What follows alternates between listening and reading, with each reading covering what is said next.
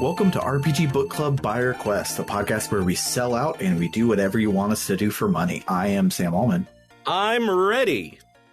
I'm also David Bernard Howe. Oh, sorry. And I am the dumbass that commissioned this game. Yes, normally we do a good 5-10 minutes talking about the person before we start playing, but this time they just get to tell us about themselves. But first, let me tell you what we're doing today. We are discussing somehow Spongebob Squarepants, the battle for Bikini Bottom for the PlayStation 2, but all of us played the rehydrated version, which is slightly different for the Switch and PS4 and PC. It's my favorite Japanese role-playing game. It really is. It has a lot of great characters and a memorable plot. It's memorable as in it's easy to memorize because it is 2 cutscenes long. But before we get started talking about this game and speaking mostly in just SpongeBob references, go ahead and introduce yourself. All right, so I am Omega Cerevan of the Cerebral Wind Collective. I do stuff. I stream. I'm a game designer by hobby. I'm actually currently in very early development of a RPG based around the concept of dissociative identity disorder as a whole. Nice.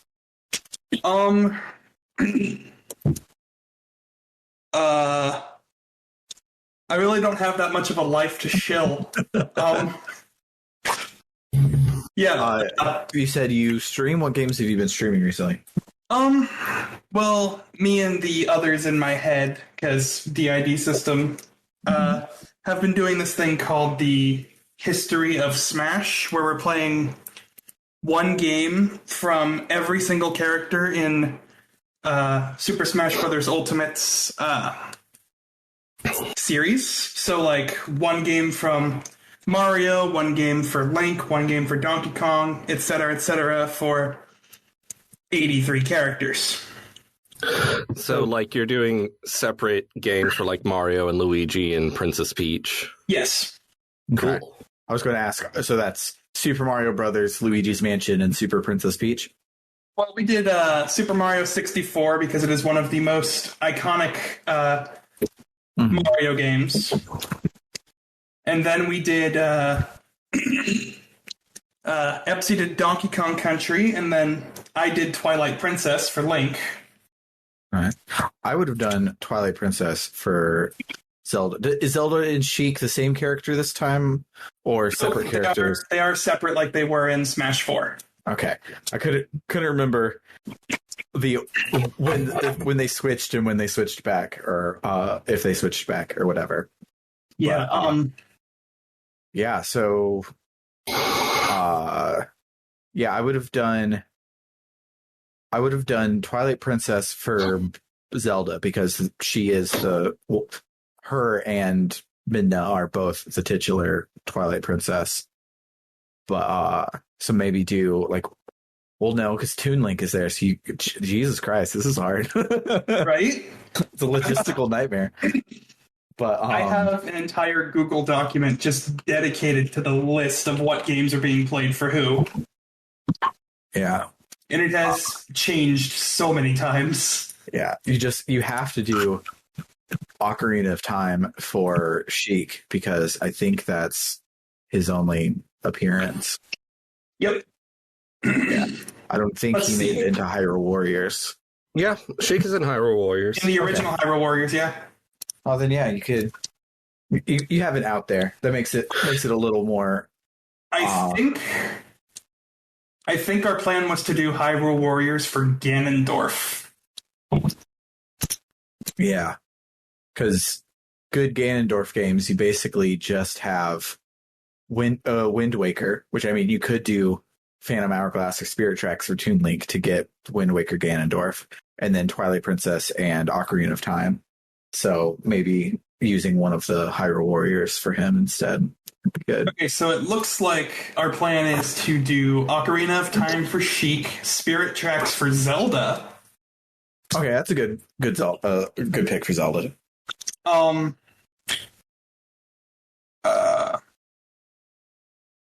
Currently, we have here Link's Awakening DX for Ganondorf, but we've been back and forth about that one. Link's Awakening DX? He's not in that game. Is he not?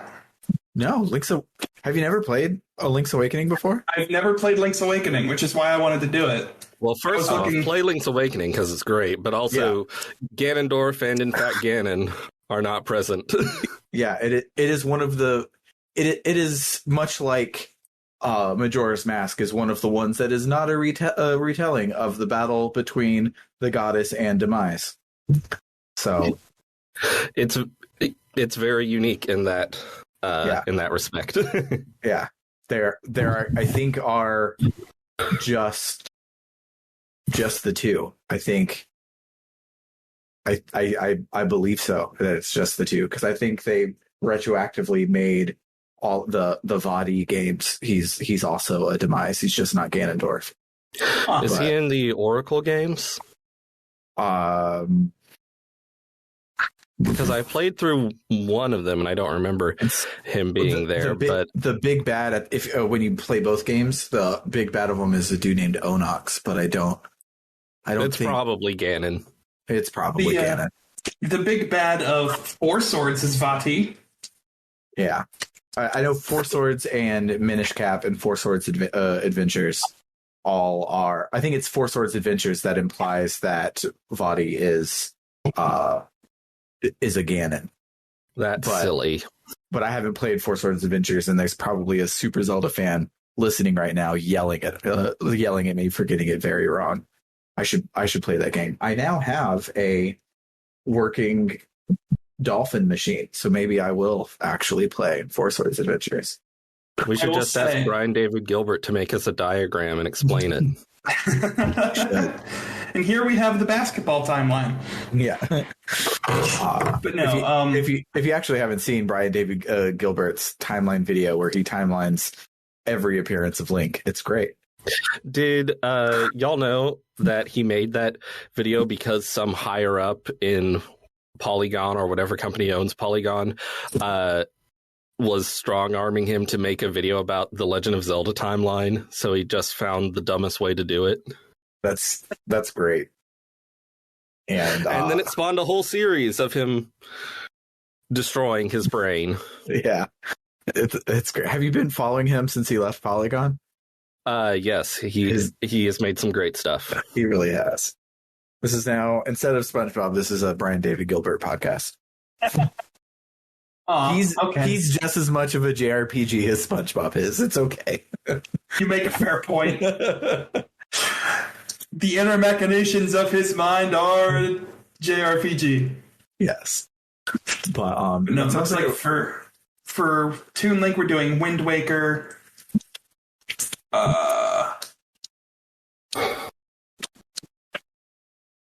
Kid Link, Majora's Mask. Young Link. I forgot entirely about Young Link. We're doing Majora's Mask for Young Link, yeah. Okay. Yeah, he's definitely based on his Majora's Mask appearance, that's for sure. Yeah. But some notable games from this are Mega Man Legends. No More Heroes, because what we're doing for the Mii Fighters is we're taking one of their costumes and playing a game based on that costume. Nice. Fun. So we have Bomberman 64.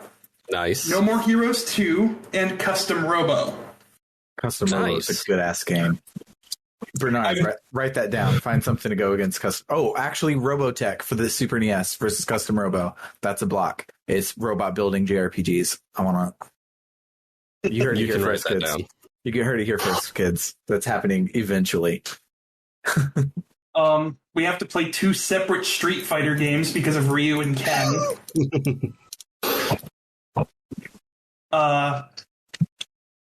The sheer number of Fire Emblem games on this list gives me an aneurysm. And Fire Emblem games ain't short. No, they're not. What you should do to mix it up a little, instead of just because playing through a campaign of Street Fighter is like a 45-minute experience. You should, for Ryu, because I know he's in it, play Project X Zone.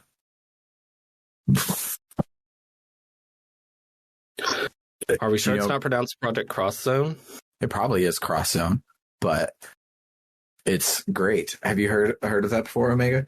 I have not. I'm looking it up right now. Project X Zone is a crossover tactical role-playing game for the 3DS developed by Monolith Soft with assistance from Capcom and Red Entertainment and published by Bamco. Yeah. I did not know that Monolith Soft developed it. Yeah. My old roommate, Trey, shout-outs to Trey, he's probably listening. He had both Cross Zone and Cross Zone 2, and he loved it. And I'm like, it's just some crossover. He's like, yeah, but it's really good. And I've always been meaning to get back around to playing it because it does look really good. Oh my It's God. Namco, Capcom, and Sega characters, right? Yeah, I think the first one is... I know there was a Japan-only first one that was just Namco and Capcom. Yeah. So the first one was Namco x Capcom, and then Project Cross Zone is the second one in the 3-game series, which is Namco, Capcom, and Sega. And then there's Cross Zone 2, which... Did they add anybody else to it? Special guest appearances from Nintendo characters. Ooh. I'm looking at the wiki for Project X Zone right now, and this is the first game I've ever actually seen where I can legitimately put the featuring Dante from the Devil May Cry series sticker on it. Yeah. The Nintendo characters looks like it is just Chrome and Lucina. Of course. Yeah. Apparently Flynn Scifo from Tales of Vesperia is in this game. Yeah. There's several Tales of Vesperia characters. Yeah, I really want to play every Tales game. Me too. I have a lot of them, but the only one I've ever actually played to near completion is Legendia. And by that I mean I made it to the true final boss, was like 3 levels under leveled, and got my ass handed to me on a silver platter. Yeah. We have plans for the Tales series, and I don't know exactly what they are, but or if we'll ever get to them. If we'll ever get to them, but we have ideas, so that will happen soon. What also will happen soon is us start talking about SpongeBob.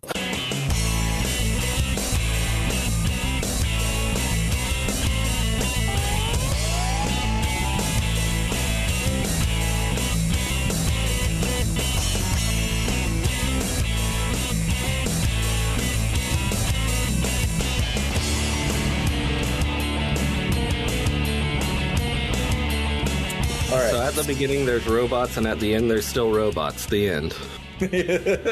Yeah, we accomplished basically nothing. And the characters, it's not like, oh, that's the meta, like, commentary on the series. No, the characters say, even in the perfect 100% ending, there are still robots. We accomplished nothing. And it's not like it's implying that there's a post-game, because there's not a post-game. Yeah, I figured that I'd heard that there was a slightly different ending if you 100% of the game. I assumed instead of Sandy saying there's still robots, she would say there's not still robots. Yeah. But apparently that's not what happens. No. Yeah, instead you get an in-engine video of all of the characters singing the main theme. And That's silly. it. That's the plot. All right, if you like what you heard today, no.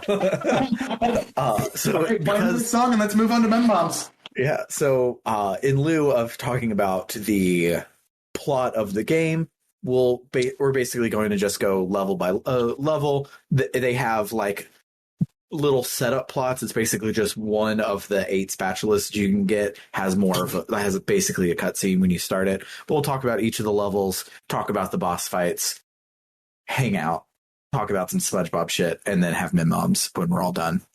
So the actual plot of the game is that Plankton is trying to steal the Formioli as usual, and he does it by making a robot and making a robot duplicator. But he accidentally leaves the switch from obey on not obey. So now he has all these robots that won't obey him, and they're running amok in Bikini Bottom. Is there anything that makes SpongeBob start doing it, or do you just start controlling SpongeBob and you stop them robots because they're robots? SpongeBob and Patrick are like playing toy robots or something, and SpongeBob's like, "I wish we had." What was that? Robots and racehorses. Robots and racehorses.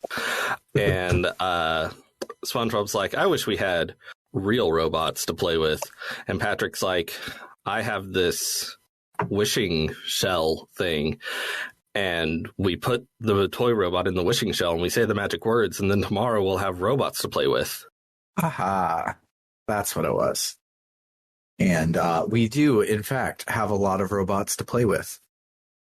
So the first level-ish is the hub area. It's not important. It's just all of the places that we recognize from the majority of Bikini Bottom. And there are, much like regular hub worlds, there are a bunch of doors that are blocked because you have to get the right number of Doomaflachis to go through it. The one that is not locked is to Jellyfish Fields, level 1. The plot here is Squidward has been stung by a jellyfish, so he needs some jellyfish jelly to soothe his jellyfish sting, and he needs SpongeBob to go and get it from the top of the mountain from the big jellyfish boss there. King Jellyfish. So you go and do that, and you jump around and everything. What did you guys think about this first level as a World 1-1? I felt like it was a pretty okay World 1-1. It very much felt like SpongeBob. The music here is very SpongeBob. And the graphics in the rehydrated version are nice.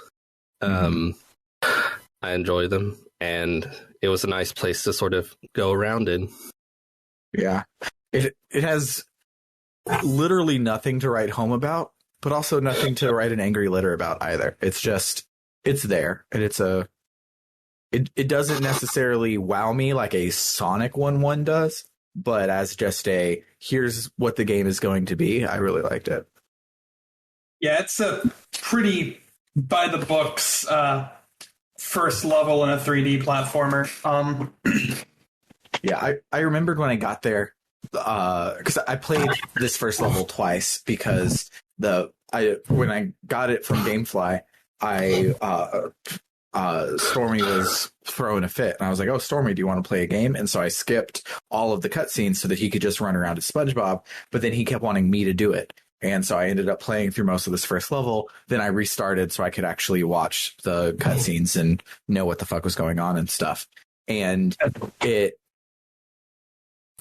its quality made me be like, oh, this will just be a PS2 game tie-in. Like it felt like the Kim Possible game. It felt like a Ben 10 game. It just felt serviceable.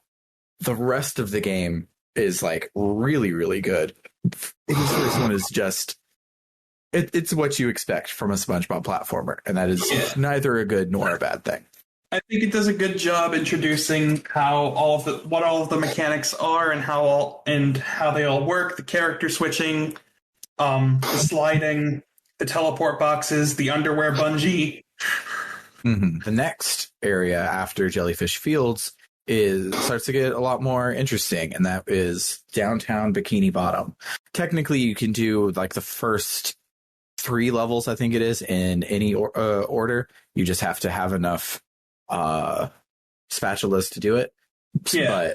But if you have enough spatulas, you can tackle things in pretty much any order. Yeah. The next cheapest one, though, is downtown Bikini Bottom. So the plot on this one is that all of the robots have stolen all of the steering wheels from the boats at Mrs. Puff's boating school, and you're going to go around and get them back. And you get them back by just finding them. It's just a collectathon, but the direction that you are trying to go to make progress through it is into the big lighthouse nearby. And so you have to go along the streets, find your way there to eventually find Sandy so that you can make your way across the rooftops and then make your way into the lighthouse, which is a combat challenge to make your way all the way down the lighthouse. And hopefully you found all of them on your way through. I did not. I had to look all over to find the ones that I missed when I made it to the end of the level.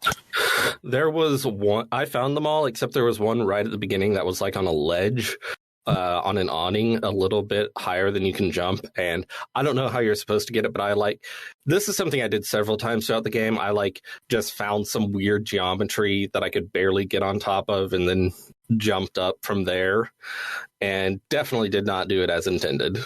Yeah, there were quite a few times. So the original game was before Unreal Engine was a thing. So I don't know what it was in, but it probably was just a bespoke platformer engine. I don't think it had Havoc physics. This game has Havoc physics, and because of that, there are a lot of times where I'm like, I don't think this is right, but it's what I'm doing, and made my way through a lot of it that way. Yeah. The original SpongeBob SquarePants was on Renderware game engine. Did that have Havoc physics? I don't fucking know. Probably not. Probably not, because that was a big Xbox 360 thing, because everybody was like, look at these fucking physics. A lot of games were in Renderware. Yeah, it was developed by Criterion Games, so it's, all the Burnout games. But also, some of the Chinese Paladin games. Oh, nice. The way that you're supposed to get that particular steering wheel is you're supposed to switch to Sandy and come back here along the rooftops and drop down onto it. Well, I got it as SpongeBob. The easiest way to get it is to walk up to it and bubble dash. You smush through the awning enough to grab it? Smush through the awning, but if you're close enough to the awning and you get high enough with the bubble dash, it registers that you're within pickup range of it, and it'll just be sucked into your being. Gotta love it. Love to sequence break. Love to speed run. Yeah. This level I really liked because I didn't love it nearly as much as some later, but this is when I started to get the charm of this game, because it's big and it's sprawling, and there's usually only one way forward. So these levels are like trying to be a Banjo-Kazooie Super Mario 64 type thing, but they're very linear levels, and that combination together is pretty cool. And I just loved climbing up and then climbing back down, and all the different areas going through it. I really liked this one. I really enjoyed this level because I really enjoy playing as Sandy. I like how Sandy she feels real good. Yeah, she kind of just feels like overpowered because you can do the hovering, and her lasso is really good in combat. Yeah. So I have a couple of fun facts about how Sandy plays in Rehydrated versus the original. Yeah. So in the original game, you couldn't lasso enemies in midair. Oh, I did that a lot in Rehydrated. Yeah, and in Rehydrated, if you have enough enemies that are on ascending elevations, you can jump again after you lasso someone with Sandy. So you can just keep rising into the air and ascending to godhood. That's dope. Similar to the Knuckles pause glitch in Sonic Boom. I never played any of the Sonic Booms. I felt I felt that they would be good, but a lot of people said they were bad, so they probably are great. I just never got to playing them. They're bad in the way that Sonic 06 is bad, but they're also bad in the way that Sonic and the Secret Rings was bad. Sounds like it's bad. Maybe so. A couple of other things about this level in particular. In the original game, so that button that opens up the springboard that takes you up to the lighthouse. Uh-huh. In the original game, if you press that button as SpongeBob and then switch to Sandy, that springboard would retract back under the building again, stopping you from going in as Sandy. In Rehydrated, it doesn't do that. Yeah, you can just make your way through as overpowered as hell with Sandy. Unfortunately, there is a button at the bottom of the lighthouse that you can only press as SpongeBob, and it brings up a bunch of springboards and takes you up to a sock. That reminded me of something that I like about this game, and I found out that I liked it about this game because I thought this game was stupid and broken at first. You have fast travel in this game. Like, basically every time you see a spatula, it records it into your start menu, and you can then fast travel to near it. It doesn't work great for all of them. Like, there's one that you have to be Sandy in this particular position, and if you teleport there, it makes you SpongeBob, and the way to turn back is super far away, so it's a really shitty teleport. But for the most part, it just takes you right there, and it's super great. And I found this out because in Jellyfish Fields, I was trying to find one of the spatulas, so I turned around at the top and walked backwards as SpongeBob into the part where Patrick was, and then I was trapped because I couldn't open the door because I couldn't pick up stuff and I couldn't do anything to get out. And I was like, crap, like, I have to reload my save. So I hit start to reload my save, and I saw it pop up on the bottom that you could hit A to travel to wherever you want. And I'm like, oh, this is cool. I like that. But our next level is Goo Lagoon. The plot here, something robot, something giant sun ray, something stole all the sunscreen. Everybody's getting sunburned. You need to go stop the robot. You need to get the sunscreen back. I don't remember much about this level. I think I just did it. I don't remember anything good or bad or interesting about this level at all. It's got a part where you're racing a rising level of goo. That's kind of fun. Yeah. Well, of all of the like platformer bag of tricks, the racing a rising thing is a fun one. I usually really like it. I was gonna say this level's not really super memorable. Then again, I speed ran the main plot of it as a kid. Basically, there's an ability that you unlock after the second boss, where if you bring that back to Goo Lagoon and you stand in the right spot and you fire it off, you can kill the robot on the island and get the spatula from Larry without ever leaving the main area. Oh my gosh. That's awesome. I don't know if it works in Rehydrated. I haven't tried it in Rehydrated. I know it works in the original. Yeah, it seems super far away even for the thing in Rehydrated. It probably moved it farther apart for that exact reason. Yeah, there was... When you take the big old jumpy thing as Patrick, it takes a good hot minute to get across the water. So the next section that we have is our first like plot-ish boss fight at the Poseidome. So SpongeBob and Patrick go to the Poseidome, and King Neptune, the TV version, not the movie version, is there, and he has a giant Sandy Cheeks robot that you have to fight. It is Sandy first, right? Yes. Yeah. So you fight a giant Sandy Cheeks robot. What did you think about this fight being the first like boss fight? Because the King Jellyfish, you basically just jump up and punch 4 times and you win. This has actual like patterns and stuff like that. I really like how the realistic fish head pops in, like you see it on screen. It pops in with banter. Mm-hmm. Also, while looking up information on this game, I learned that Mr. Lawrence voices not only Plankton, but like most characters in SpongeBob, including Larry and the realistic fish head. Shout out to Mr. Lawrence. He was, in fact, one of the pioneers that helped create the show. That's awesome. But yeah, you eventually take it down, and so you have part of it you do as SpongeBob, part of you do as Patrick, then you finish it off as SpongeBob, and it's a real fun boss fight. Defeating the Poseidome, you then get Bubble Bowl first, right? Yeah. The Bubble Bowl. Yeah, Bubble Bowl is great. It's really strong and crucial to a couple late game combat spatulas. It is It can be hard to use because when you're charging it up, SpongeBob You moves move. forward. So after you get the bubble bowl, you can make your way up to the upper part of Bikini Bottom, or the middle part, I guess, of Bikini Bottom. This area has Sandy's Tree Dome. It has Shady Shoals. Oh yeah, the Sadie Shoals nursing home, which is important.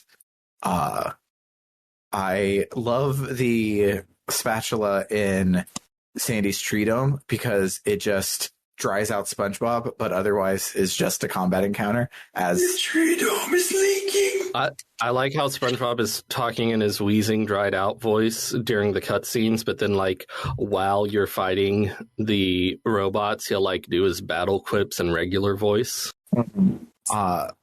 the important part of this one, though, is when you go into Shady Shoals Rest Home, you get a little cutscene with Barnacle Boy and Mermaid Imposter.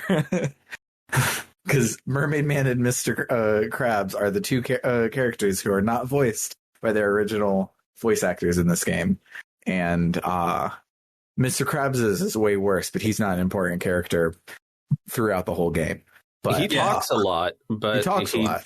He doesn't like do as much as other characters. Yeah, Mermaid Man shows up way more frequently. Yeah. The reason they're not the original voices is actually kind of funny on one hand and disappointing on the other. In regards to Mermaid Man, Ernest Borgnine, the voice actor of Mermaid Man, was getting up there in years, and he couldn't exactly, like, get places super easy. So he just never actually made it to their recording booth. Clancy Brown, the voice actor of Mr. Krabs, basically said, "You're not going to pay me enough for this gig, so I'm not doing it." Which is very on brand. Very on brand.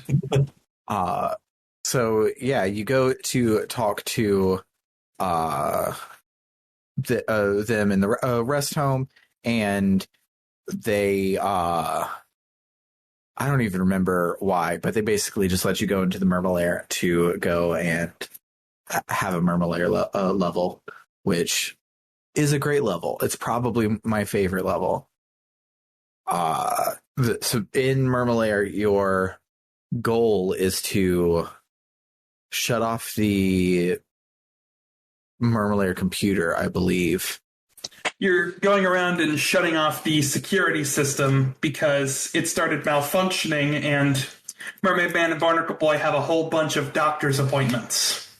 Okay. Yeah, you make your way through the Mermalair, and it's like it's my favorite of this game is very lit. The levels are very linear, even though you have to do different things along the way, and the Mermalair is like perfect for this because there's like only one way to go, and it's like each spatula is basically a stop along the way. It's like, oh, as you're going here in this room, you have to do A, B, C, X, Y, Z, and it was very like segmented, and I liked it. It was nice. How'd you do with the fucking spatula where you guide the ball? The rolling ball machine, yeah. I hated it, but I loved when I got it. I hated it, but I hated it. There were so many times because, like, the first time you get to a certain spot, there's a cutscene. I'm like, okay, cool. This is like the checkpoint. No, you just get a cutscene there the first time for no good reason. And so like the first couple of things take forever, and so every time you fail, you sit there and you're waiting for a very long time, and it's annoying. But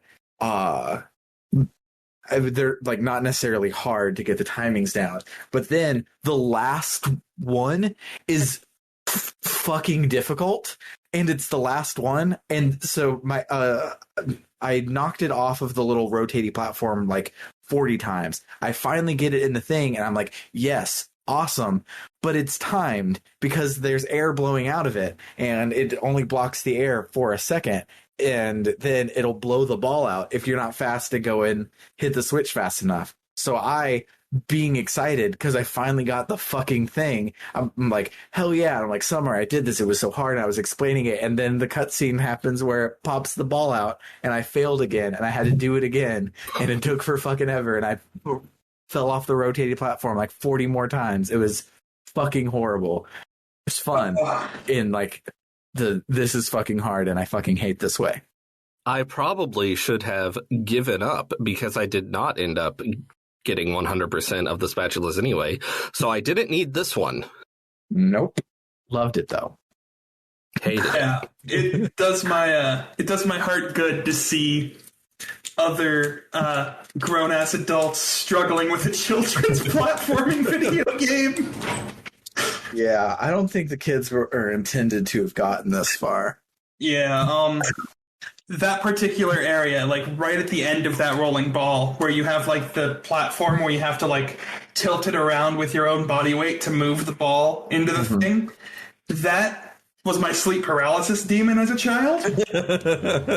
Because I was playing with a dollar store brand PS2 controller where the analog sticks didn't have like the textured like rubbery stuff on them. So I had to like slightly flick it one way and then slightly flick it the other very carefully on the edges of the control stick so that I didn't cut my thumb. Yeah, that sounds horrible. Don't do that. But hey, at least this wasn't a Wii game and it would have been motion controlled. So the next level is Rock Bottom, which is probably my second favorite in the game because it's a boatload of references. Like the game so far has had several references, but I feel like Rock Bottom was like, we all loved this episode, so we're going to put everything from this episode there. Like all of the characters you meet in that episode are in this level. The fucking vending machine is there, and when you walk up to the vending machine, a taxi goes by.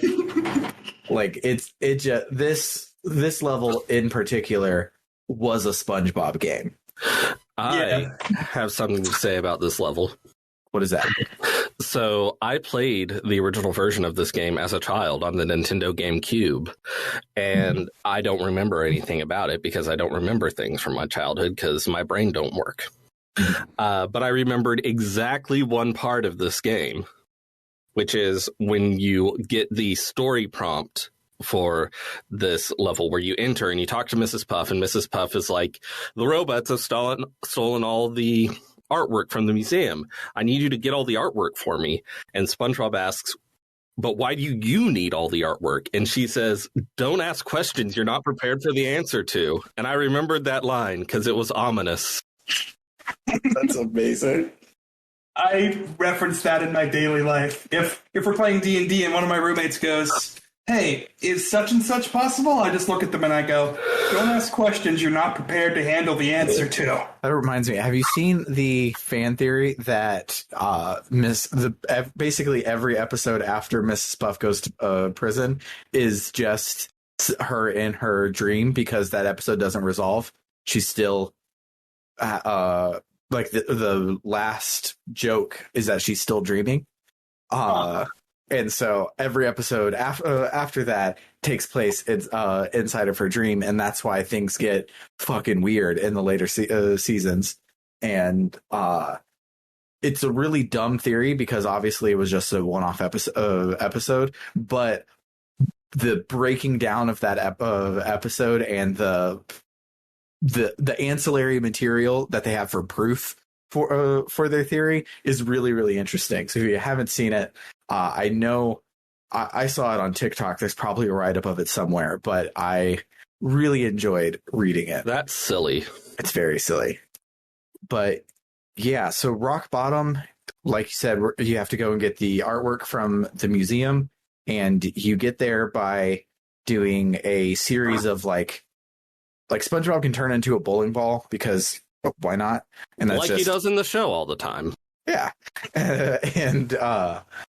So the first section is a bunch of like races against the clock as bowling ball SpongeBob, and then you have a bunch of sandy platform forming areas, and then you get to the museum, which is like the floor is lava platforming challenge, and it's very difficult but very fun. And did the first game have lives? I feel like this game was designed around having lives, and I'm really glad that it does not have lives. The original Battle for Bikini Bottom did not have lives. Oh. You could die as many times as you had to because it was a television tie-in game for Spongebob SquarePants. Yeah, but I mean, the television tie-in video game for the Powerpuff Girls had lives, and you would game over and stuff. So yeah, it was very, very ahead of its time. We gave that award to Mario Odyssey, being like, "Oh, look, Mario has finally gotten rid of lives." But SpongeBob, back in the day, 2003, he was a visionary. Looping back for just a minute, back to the Murmelair. Oh yeah, there was one detail you forgot to mention, and that's that there's a mini boss here. There is? Voiced by Mr. Lawrence, I think. Oh yeah, I totally forgot about French Plankton isn't real, and he can't hurt you. His name is Prawn, and he is Mermaid Man's arch nemesis. Apparently. The reason being, he put all of Mermaid Man's white clothes in the washer with a red sock. That trope has always like confused me. Who the fuck wears red socks? Because it's always a red sock that does it, and not like a red t-shirt. Who the fuck is going around with some bright ass red socks to put in with the whites? I don't understand it. Don't ask questions you're not prepared to handle the answer to. So I think these middle three levels are just all tied for my favorite level. The next level after Rock Bottom is Sand Mountain. So Sand Mountain is just 3 different mountains that you snowboard down, and they're hard and fun. And all of them have time challenges, where if you're playing as SpongeBob, you can race Mrs. Puff, Bubble Buddy, and Larry's best times down the respective slopes. The last time challenge was the only one I struggled with. Yeah, the Sand Mountain time challenge is really difficult if you don't know all of the shortcuts and the fastest path. Yeah, I accidentally did them in reverse. I didn't realize it. I just wandered into the last one, and I was like, this level is fucking hard. Like, I ran out of time, and I didn't even, like, see where the bottom is. Like, what the hell? And then I realized that was supposed to be, like, it's the boss of the level, basically. And then I went back and did the other 2 without any problems at all. I really like the introduction to this level because the setup is that Squidward is like, I came here to, ski and relax, but there are robots on all the slopes now. I'll give you a golden spatula if you get rid of all the robots. And SpongeBob's like, And then he's like, okay, I'll give you a golden spatula for each slope. I like that. So after you... go ahead. I want to say that I really enjoyed messing around with the geometry in Sand Mountain. I really liked just like going around, jumping on stuff, and going down the slopes and jumping weird and going backwards on the slopes and just messing around with the physics. Yeah, and I love that, like, the physics are really floaty. Your jumps are like bizarrely floaty, and they like leaned into that for a lot of these. So you have to like take some turns like crazy sharply, but like, because you have like regular controls, but also a little bit tank controls because your camera like affects your turning radius. So you're like twin sticking to make it through this, or you just floaty ass jump over the complicated part and you can probably make it. And it was a whole lot of fun. It felt like I was bending the game over my knee and making it. And it was good. I really liked this level. Sand Mountain is my favorite level in the entire game, so I can talk about this level for hours. It's great. What is not as great, I did not like it nearly as much, is our second boss fight of the game against Robot Patrick in the industrial park. So the first boss was SpongeBob and Patrick versus Robot Sandy, and now we have SpongeBob and Sandy versus Robot Patrick. It's not necessarily hard. It's just annoying. Because the part where you have to keep lasso swinging between the lasso swing points is annoying. Although I do love that the lasso swing points are Texas. just little gold orbs, with Texas on it, and the Texas is colored like the Texas flag. Yep. It's a great touch. They really exist only as a gaming abstraction for Sandy specifically. Yeah. They fit in really well during one of the last levels of the game, and we'll get to that probably right after this. Yeah, you fight Patrick, and you bowl a bubble at him, or etc. when he sits down to eat ice cream, and he fills his shit up with toxic waste, and it's annoying, and I did not like it that much. Yeah, this boss is probably the worst one in the game. Yeah.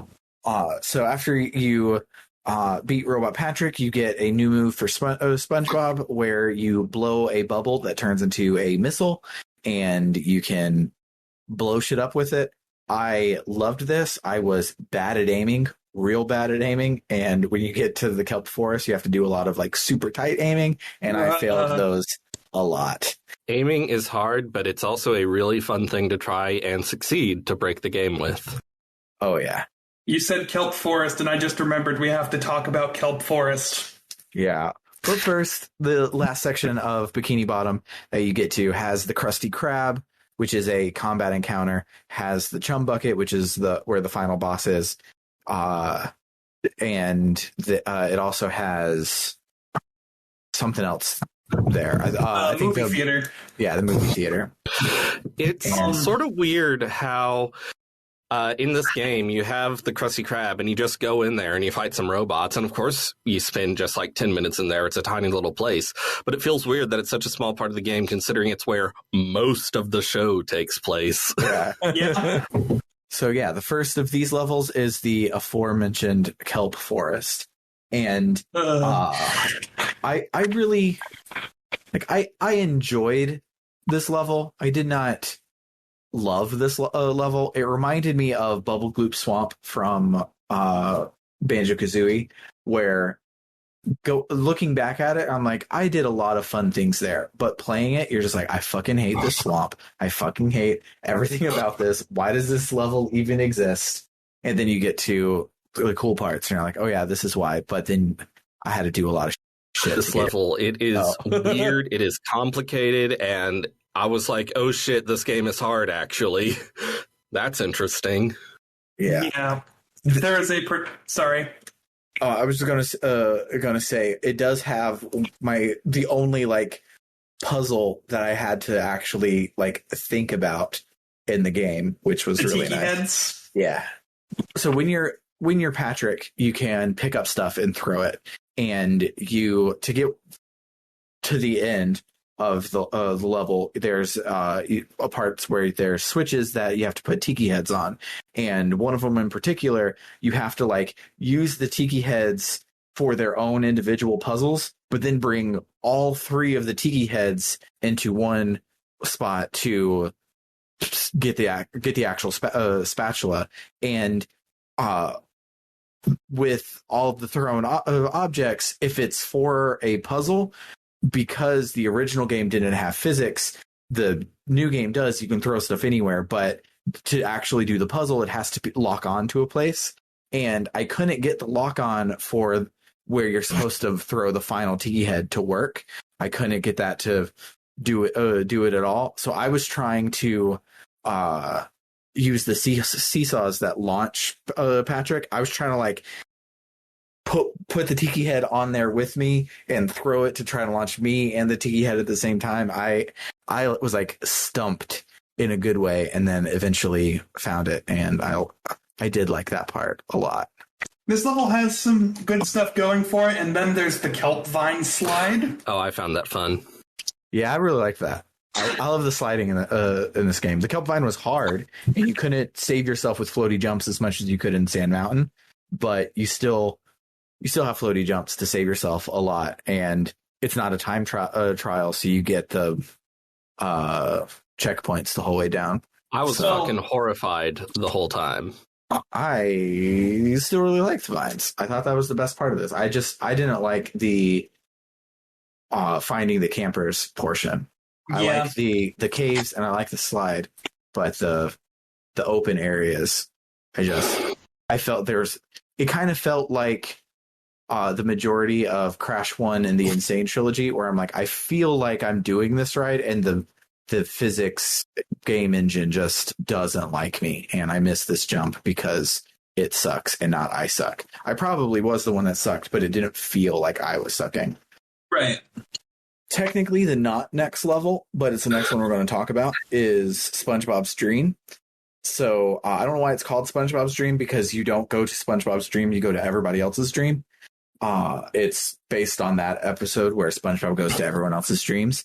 And I like how they were like, okay, we're gonna have a level based on the dreams episode. So should SpongeBob, in order to access that level, go back to his house and go to bed? Well, no, we can't do that because it's a late game episode. It's a late game level. So how about he just stands in a circle of rocks in the middle of the street and falls asleep there, and that's how he accesses this level. It's very weird. I found it on accident. Falls asleep in the middle of the road. So yeah, the first dream you come across is Sandy's dream, which is another slide, and the slides are the best part of this game. Like they were serviceable parts of Mario 64. They are hands down the best part of this game. And easily. Sandy's slide is long. It's long and it's like non-linear. There's parts that loop around on itself, so you have to like make sure you're jumping in the right spot. And you can hop off the slide to go and do a little spatula and then come back and do more slide. And it was great. Sandy's Dream in particular is a highlight of the game for me. It was real good. Yeah. Everything is Texas themed. Like there's like giant cowboy hats and giant Texas and giant manure trucks, if I recall correctly. Yep. Yeah. Like we have in Texas. Yeah, like I have them all over the place in Texas. But I forgot you guys are actually from Texas. Yeah. That's why when Bernard was like, "Oh, I love that they're Texases," I was like, "Of course they are. Why? What else would?" Oh yeah, sorry, Texas is a mythical place to everybody else. After Sandy's Dream, you go to Mr. Krabs' dream. Squidward's dream. Next, Squidward's dream. Squidward is not in his dream. It is Larry, I believe. And Larry's in Sandy's dream. Mr. Krabs is in Squidward's dream. Mr. Krabs is in Squidward's dream. Yeah, but at least in Sandy's dream, you play as Sandy, so it makes sense. Nobody else appears in their dreams, which is cute. But yeah, so Mr. Krabs is in Squidward's dream. And this one I thought was really cool as well. It's like the platformer gauntlet of the game. You're making your way across the music notes coming from Squidward's clarinet, and it's a real hard platforming challenge that doesn't just throw a lot of fucking enemies at you like the level we skipped. But I really enjoyed making my way through this one as well. It reminded me a lot of so Scarlett is really into Roblox. There's a genre of Roblox game called obbies, which is short for obstacle course. Yep. And most of them are just like platforming in Roblox is really bad, but it's very consistent. So doing little consistent platforming challenges in Roblox, you get into the fucking zone while you're doing it, and they're a lot of fun.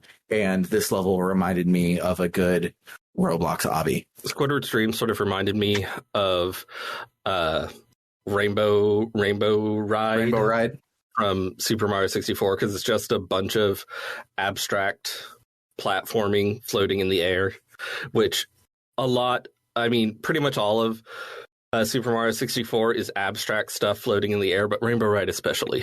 Mm-hmm. One of my favorite things about the Squidward's Dream segment is that when you jump on a note, it plays that note. Uh-huh. And there's like yellow notes that you can jump on, and they sound like ass butt.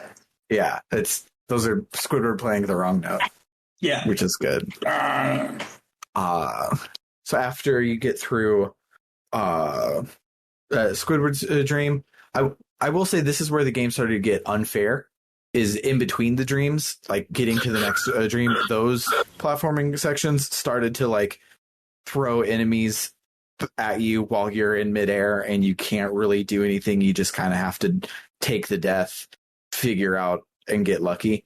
And that kind of sucked, which leads us into the hardest combat challenge of the game. I'm assuming Patrick's dream. No. Patrick's dream, just like in the show, you just walk in and you get the spatula, and it's great. His is the last one. His is basically, you made it this far, you deserve a free spatula. In the menu, that spatula is actually just called, here you go. But yes, Mr. Krabs' dream. Mr. Krabs' dream, Squidward's there, of course, and you go onto this giant fry cook griddle, and there are a shitload of robots there that have a shitload of AoE attacks, and all of the robot spawners are up away from the where you can't hit them, so you have to deal with enough of the robots enough times where each, like, say you have the little dudes, if you kill like 20 of the little dudes, the Krabby Patty off to the side separates into stairs. So you have like bun, patty, lettuce, cheese, pickles, onions, ketchup, mustard, other bun, in that order. But whatever the actual reference is. But so you can use that as stairs to go up and destroy the thing. It's real hard to stay alive that long. I could not have done this if I was, say, playing on the Switch and had really long load times. Yeah. Or if I was playing on PS2 and had really long load times. You'd be surprised how fast the PS2 load times actually were. Yeah, on Switch, it's like a 45-second load every time you die. And I'm like, why does it have to be this long? Just reset my spot in the level. Like, you don't have to need to load more stuff. But anyway, I need a Switch 2 with a SSD and better graphics. Yeah, on delay. But it will be on delay because of the supply chain disruptions. Ayo. But yeah, it felt great to finally get it, and I almost skipped it because I was like, I know I only need 75, but this one being hard, I was afraid of what the last level would be. But completing this one, getting the Patrick's dream, buying a couple more from Mr. Krabs and Patrick for my collectibles, I had 74 of the needed 75. So I got 74! I just thought of a good joke. What? We could call the replacement Mr. Krabs Mr. Scabs. Mr. Scabs. That's good. So I went into Flying Dutchman's graveyard and I did the first spatula, and then I left because the rest of it was hard and I did not like it. So I cannot accurately talk about the rest of Flying Dutchman's graveyard because getting the first spatula made me want to rip my hair out. I did most of Flying Dutchman's graveyard because it was hard and I liked it. I can cover it if you need me to. Yeah, so did I miss anything by giving up after the pushy block puzzle, the extended one? Yeah, not like right toward the very end, but like the second to last area. There's a really difficult wall jumping challenge. Oh my god, yeah, that part. Where they're moving platforms horizontally, and you have to like jump across them as they're moving across gaps. Jesus. And then at the very end of that whole section, there's one where there's like, this is probably one of my favorite wall jump puzzles in any game. There's a stationary wall, and then there is a rotating pillar with small wall jump panels on it. And you have to time it on your way up. Stationary wall, first panel. Stationary wall, second panel, up and up and up and up and up, until you get up to the top and get the golden spatula. That sounds cool. It's hard.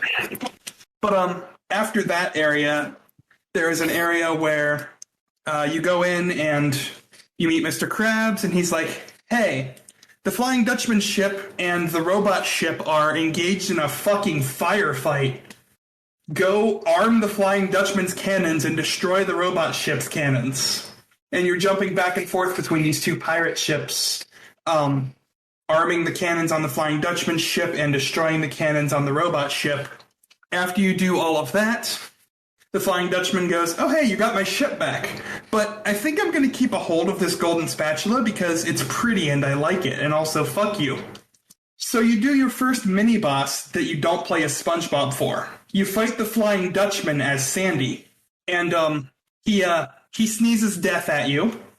He has eye lasers for some fucking reason. Yeah, very, like, Japanese video game bullet hell type eye lasers. Yeah, like he'll put his fingers on the sides of his head like Cyclops and then shoot like DNA helix shaped lasers at you that will just burn along the ground. And then he'll teleport around and then he'll start sneezing fire at you. And that's when you lasso his tail. And then there's a neat little animation after you lasso his tail where he teleports away from you and then sits there and like rubs his tail for a minute like, that fucking hurt!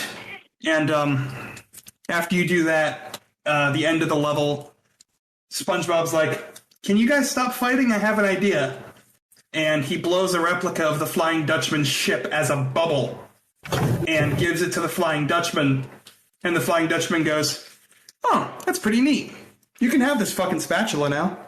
But after you get your 75th spatula, you can go into the chum bucket to play a final level that I feel should be in reverse. I feel you should have done the platforming and then had the boss fight at the end.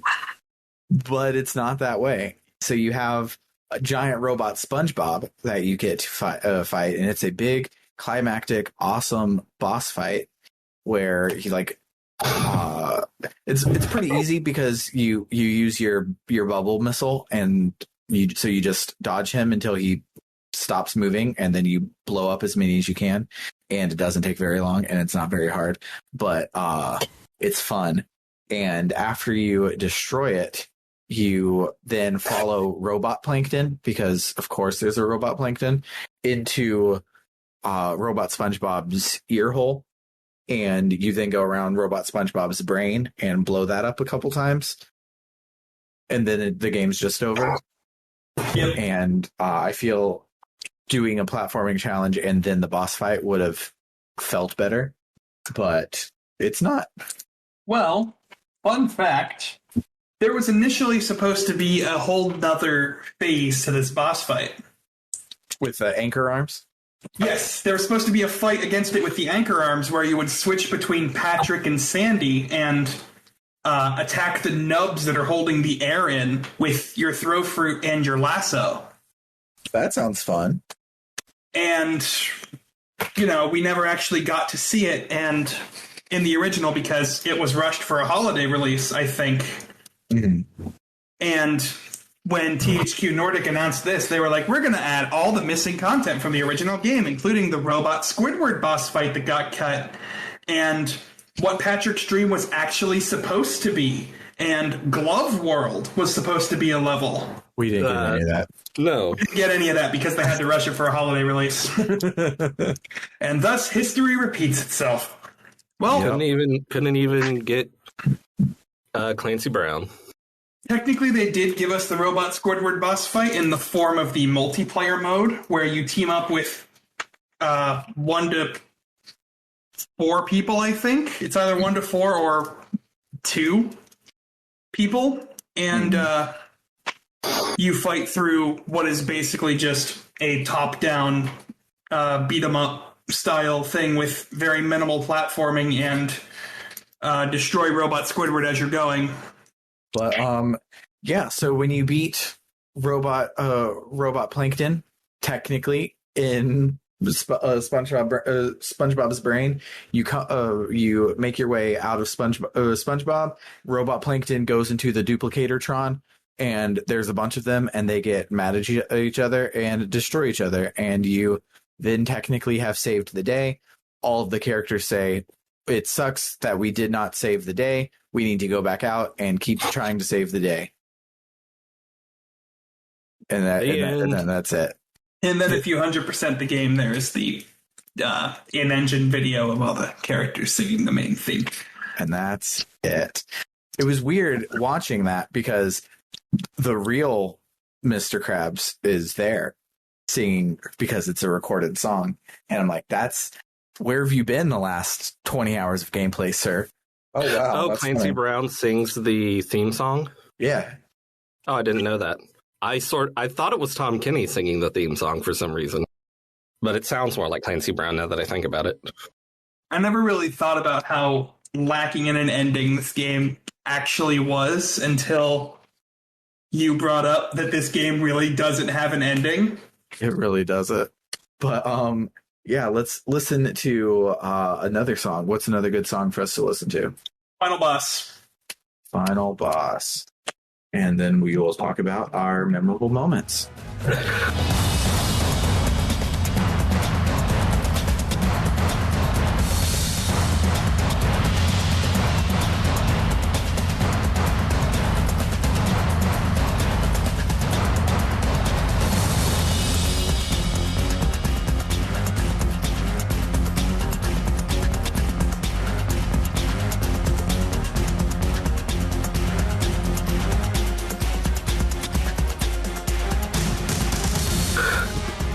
I want to go first. Go for it. I want to go first because I remembered one that I don't want to forget. So throughout the game, there's this running gag where SpongeBob thinks he's responsible for the robots because he wished for them. Mm-hmm. And Plankton realizes this and, manipulates poor SpongeBob. But then when you get to the final area of Bikini Bottom, you can have optional dialogue with Plankton where SpongeBob realizes that Plankton is behind everything. And the dialogue is really funny. And I also just think it's funny that you have the main character realize what's happening in the plot in optional dialogue because it actually doesn't matter. It doesn't change anything that you're doing. Yeah. No. That particular train of dialogue starts with Plankton going, "Keep looking for golden spatulas, SpongeBob. I'm sure my robots out there have some." Then SpongeBob goes, "You called them your robots." "What? No, I didn't." And then there's something else that's said, and Plankton keeps trying to defend himself. And then SpongeBob goes, "And I found this. Oh no, I saw a butt plate on one of the robots that said property of Plankton." And Plankton goes, "You've got it all wrong." And then SpongeBob says, "I found this receipt for robot parts with your signature on it."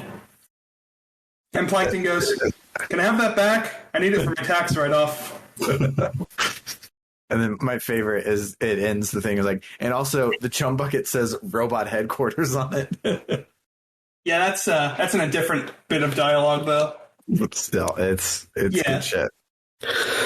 I also want to say, generally, this is something that I find just to generally be a thing with games of this nature, is that, for one, the writing feels a little weird sometimes because it's just not as tight as a SpongeBob episode, because it's a big game where you go around, you talk to people in different orders and stuff. It just feels a little weird that it's not as tight and ridiculously brilliant as an early SpongeBob episode. And also, there's a bunch of times where it sort of feels like they need to fill something in, so they just sort of do something that's not very SpongeBob. I'm specifically thinking of, there's a number of movie references, which is not really a SpongeBob thing. Like, SpongeBob has a battle line where he says, "You just met the Sponginator," in a really weird Arnold Schwarzenegger voice. Sponginator. I'm like, that doesn't feel like... That's a direct SpongeBob reference, though. The Sponginator. Yeah. Let me look up episode, but... Well, in that case, it falls under the other category, which is just doing a gag from an old episode again. Again, but worse. Yeah. Where there's a fine line between like a fan servicey reference or a running gag and just doing the same thing again. Mm-hmm. Yeah. Which I feel like sometimes has to happen to pad out the immense amount of writing in this game, in games like this, because there's a lot more writing in this than there is in an 11-minute episode of SpongeBob. Yeah. When this game does references, they're really good. When they do bits from the show, they're not very good. Like walking up to the vending machine in Rock Bottom and a taxi going by is brilliant. But there are times they use the same joke just out of context or in a different context, and it just, oh, look, you said the thing from the show, and it's not as great. So I'm not able to find via Google the Sponginator, but I remember seeing in the show when SpongeBob calls himself the Sponginator. I didn't play this game at all as a kid, and the little bit I did interact with it was I played the first like 30 seconds, realized my dad's copy was in German, and I never went back to actually play it. So I know I'm not remembering it from here, but it's one time like when he has anchor arms or doing karate with Sandy or something like that. He calls himself the Sponginator. But if you say so, I will find it and show you later. But it definitely is not good. The way he says it is not how he says it from the show. Also, in the show, you just hear it once. Yeah. As opposed to every few minutes. Every time you get a mega combo or whatever. Yeah. Other things I really liked about this game, memorable moments wise, is it's hard to pick a particular part because like just all the references are great, but the one that doesn't make any sense is they did the like in-game model viewer as the museum in Rock Bottom, which implies that all of SpongeBob's friends are worthy of study in the city of Rock Bottom, and they have museums dedicated to just wax figures of everyone that SpongeBob's ever met, and that's fucking weird. But I loved it. It was stupid and great. I feel like it sort of fits the vibe of the Rock Bottom episode. Like I could imagine that episode is longer and just in a sort of Lynchian way, SpongeBob just wanders into a dark museum in the middle of the night and realizes that his entire life is documented there. Mm-hmm. That seems dark and creepy enough for that episode. Yeah. Just in general, I like all of the non-writing references to SpongeBob in this game. Like I wasn't expecting it to like feel as much like SpongeBob as it did as it went along. Because like I played my SpongeBob game growing up was The Legend of the Golden Spatula. It's funny, I played a whole game about finding one and I got 75 in this game. The Legend of the Golden Spatula for Game Boy Color, and that one was just a 2D platformer that like had a SpongeBob skin, but this game felt like SpongeBob in a very nice way. So, one of the first 3 spatulas you can get in the game is by going into Squidward's house and jumping around like an idiot until you annoy him. That's amazing. I never remember that. Yeah, you go and talk to him, and if I recall correctly, he like asks why you're in his house and then says, yeah, go ahead. He says, first these robots show up and ruin a perfectly relaxing mud bath this morning, and now you show up. Can my day get any more dreary? SpongeBob goes, is there anything I can do to fix everything? Squidward lets out a little quip that goes, why don't you move to another town? That should help out more than enough. I like Roger Bumpus's voice acting. Me too. Oh my gosh, I was just looking up Roger Bumpus, and he played Professor Membrane in Invader Zim. Oh my god. You're right. Weird. In downtown Bikini Bottom, you can go to the Sea Needle as an area, which is another obscure reference to like one bit that they did in the show and never came up again. Mm-hmm. Like we see the Sea Needle once and then it is never brought up ever again. And again, I love how we spend a lot of time there, but we spend like 5 minutes in the Krusty Krab. Yeah.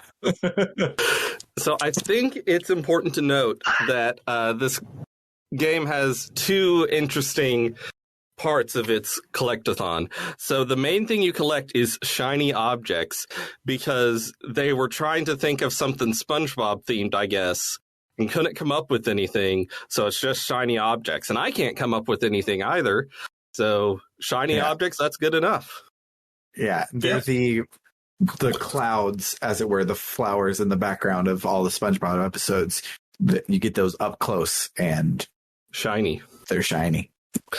And also, game needs crates, so we have crates in the form of tikis. Yeah. And there are exploding ones, there are disappearing ones, there's all sorts of them. Yeah, not the aforementioned tiki heads that Patrick throws around, just more different ones. There's lots of different kinds, and they are basically crates. In the second area of Bikini Bottom, when you first go into Shady Shoals, the dialogue you have with Mermaid Man and Barnacle Boy, Mermaid Man says, "Oh, hey, is that the TV repairman?" "No, it's just the Sponge Kid again." "Can he fix the TV?" And SpongeBob goes, "I could try to fix your TV." And if you walk up to the TV and bubble spin it, it actually gives you a sock. Well, there's your problem. Had a sock in it. Oh, boob tube, not foot tube. In the Mermalair, Squidward, because he's here for some reason, and he goes, "SpongeBob, how do I get out of here?" And SpongeBob goes, "That depends. Do you want the booby-trapped or the non-booby-trapped exit?" And then it's all off camera, but you hear Squidward screaming and writhing in agony. Sand Mountain, there's an optional golden spatula you can get, but the dialogue is, "Hey, SpongeBob, I found another golden spatula for you." "Oh, sweet. Can I have it?" "Sure, if you fall to the bottom of this pit." It's funny for Plankton to casually try to kill SpongeBob, considering how he is manipulating SpongeBob into helping him this whole time. Yeah, precisely.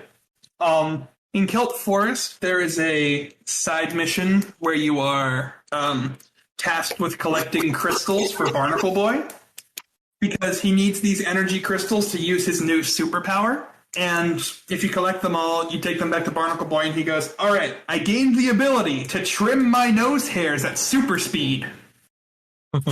At the very beginning of the Flying Dutchman's graveyard, during the dialogue with the Flying Dutchman where he's telling you the plot of the level, he has a line of dialogue where he says, "Look, kid, I'm too disturbed to scare the bejesus out of you right now." Doesn't Tom Kenny voice the Flying Dutchman? I believe so. I think so. I can look that up real quick. Is actually Brian Doyle Murray. Brian Doyle Murray. Why do I think everyone's voiced by Tom Kenny? He's apparently the voice of Captain Knuckles in the Misadventures of Flapjack. Yeah, I knew that. Huh. So, I don't know if I'm from a different universe or I just am wrong or what, but I have done every sort of search that I could for the Sponginator and as many spellings as I possibly could. I've made it to the spongebob.fandom.com/list of transcripts, which has the full transcript for every episode of the entire series, including Camp Coral and the Patrick Star Show. And I have searched for the phrase Nator, just in case I'm combining the words different. Like, is it E-N? Is it E-hyphen I-N? Like what, however it's spelled. But Nator should be the same spelling. I have searched for that, and it has only come up as Battle for Bikini Bottom. But I did not play this game growing up, and I remember him saying it in his hero voice, which is not how he says it in the game. So, I don't know. Mandela effect? Mandela effect? You mentioned Camp Coral. Can I say something that pisses me off about Camp Yes. Coral, a show I have never watched? Yes, Here we go. please. So I saw a commercial for it, and in the commercial, baby SpongeBob and baby Sandy are being friends, and baby Patrick's there too. And I'm like, no, SpongeBob meets Sandy in the second episode of the show, Tea at the Tree Dome. That's when they first meet. Mm-hmm. Fuck you. This is not canon. It's not. Real annoying that they can't even get that right. Yeah. But I Someone will- was fired over that blunder. But I will say have- that baby Pearl is adorable. So I imagine. they get a pass. Pearl isn't in this game. She's not. No, Not at she's all. not. Out of all the SpongeBob games I've played, I don't think she showed up in any of them. Weird. Actually, that's a lie. I think she shows up in. I don't think she's in any of them. I went to her page and her appearances, and there it lists episodes, movies, comics, and books. It does not list anything I could have else. swore she showed up in Drawn to Life SpongeBob edition. Let me look at Lori Allen's Wikipedia page and see if it lists any games with her as Pearl. I know it lists games with her as the boss. I don't see any SpongeBob games or like general Nickelodeon games under her video game credits on Wikipedia. That's weird. Yeah. That is very weird. Yeah. And Googling even Drawn to Life SpongeBob Pearl doesn't seem to be pulling up anything. Huh. Very weird. 'Cause I love Pearl. I always just find it so funny that Pearl and the boss from Metal Gear are voiced by the same person, and once you know that, you can totally hear it. Is it? Oh, wait, The- seriously? Yeah, I don't know enough Metal Gear. I thought that the boss was Solid Snake. You're thinking of Big Boss, who is above even the boss. Oh, okay. Yeah, there's a character in. I only know this because of the spirit in Smash Ultimate, because I also haven't played a lot of Metal Gear. That'll change in the future. I have to play one for Snake eventually. But there's a character in Metal Gear just called the Boss, and it is one of the hardest spirits to get in Smash Ultimate. As it should be, considering the nature of her character. Yeah.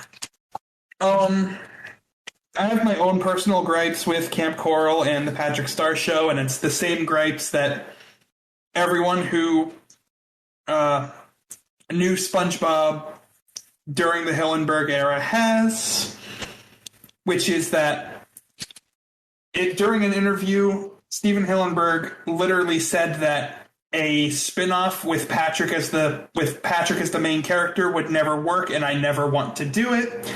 And I then didn't know that. They waited until Mr. Hillenburg passed away to reveal it, like within the next couple months. Yikes! That They should have done. They should have done a spinoff starring Squidward. He like moves to another town. They also And no. Squidward moves back to Seattle, and his dad has to move in with him, and he has lots of conflicts with his brother, played by David Hyde Pierce. there's a reference here I'm not getting. That's It's Frasier. it's Frasier. Frasier Oh. Crane was a character on Cheers, and he played the Squidward character, and then he got a spinoff, and all of the things that Bernard said is the plot of Frasier, and it was really good. That was a top tier RPG book club joke. They are actually making a show about Squidward as well. Mhm. It probably won't be as good as the one I just thought of. No, definitely not. No chance. I've seen so many people comment on like clips of SpongeBob on YouTube and stuff. Things like, "Man, when you're a kid, you're SpongeBob. Then you grow up and you realize you're Squidward." And I'm like, when I was a kid, I was Squidward. I totally identified with Squidward as a 6 or 7 or 8 year old or whatever. I was always at Squidward. Yeah. Maybe that says something about me.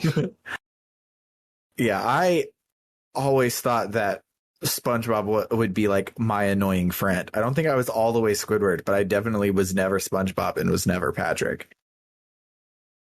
I was always 100% Squidward. Anyway, go on.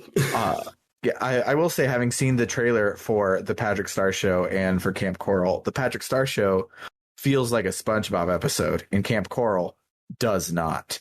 So Yeah. that's my pre-review, having watched neither of those things. Yeah, and I have no intention on watching either of those things ever. Yeah. So as a final sort of wrap up, I do want to say that the Steven Hillenburg years, so season 1, 2, 3 in the first movie, are immaculate. Every episode is great. They are phenomenal. They are timeless. But the Paul Tibbett solo years, which would be seasons 4 through 8, are actually really good. We just grew up when the SpongeBob SquarePants movie came out. That was like a 3-4 year hiatus before SpongeBob picked back up, and so we forgot that they were good. But me and Summer were watching them on Amazon Prime the other day, and one of our favorite like go-to jokes is from that era. And so if you have not checked out seasons 4 through 8, I cannot confirm or deny if 9 through 13, the Vincent Waller and Mark Ceccarelli, I can't pronounce Italian names, but they are the showrunners for the last 4 seasons. I do not know if any of theirs are good, but I know for a fact that seasons 4 through 8 are very funny. So if you love SpongeBob and you only watched in the Hillenburg era back in the day, there are probably 4 or 5 seasons of good SpongeBob out there that you haven't seen, and you should go back and watch them. But yeah, they're surprisingly good. Like there's an episode that I can't remember if these are 2 halves of the same episode or if this is a small joke in a unrelated episode, but the episode is one of SpongeBob's idols from TV is this cat that lives underwater and has just been faking that he can breathe underwater, basically, and it's this big thing. But the joke that kills me every time is, for comical reasons, people keep jumping off of a cliff, and every time they do it, they like stand up, clap their hands above their head, and like synchronized swimming dive off of the cliff. And it's just the way that they do it every time. It fucking kills me. It's great. I had a big old hoot. So my memorable moment for SpongeBob will be going back and watching seasons 4 through 8. They're surprisingly great. I am just looking at fun facts on SpongeBob Wikipedia page, and I did not know that apparently when Hillenburg was pitching SpongeBob, the network executives really wanted SpongeBob to be a kid at school, but Hillenburg was really not having it, but eventually compromised by creating the boating school idea, which I find hilarious. Mm-hmm. Because the whole concept of the boating school, where it's just a bunch of adults, like, but it's treated like it's grade school, is extremely funny. It's very good. But anything else to say before we wrap it up? I like SpongeBob. I like SpongeBob. I like SpongeBob. But yeah, if you like what you heard today, the rest of the podcast is not for you. We do not, I mean, we talk about SpongeBob basically every episode, but we do not talk about platforming games very often at all. But you should come listen to us anyways, and you can do that at www.rpgbook.club. And while you're there, you can donate to help us keep the lights on, and you can commission your very own episode, like Omega commissioned this one. Commissions won't be open for a while because we have a lot of shit happening right now. But once commissions are open, if you want us to, I don't know, tell you the plot of The Sims or fucking something, I guess you can do that. Oh, you say that, but The Sims has lore. It does. Summer like keeps going off about all the different townies, and I'm like, I didn't even know there was a place to read lore about people in The Sims, but there is. It's nuts. But yeah, make us talk about The Sims lore by heading on over to www.rpgbook.club. Other than that, for RPG Book Club by request, I have been Sam Allman. I'm David Bernard Houck. And I am Omega Cereven. Toodaloo, folks.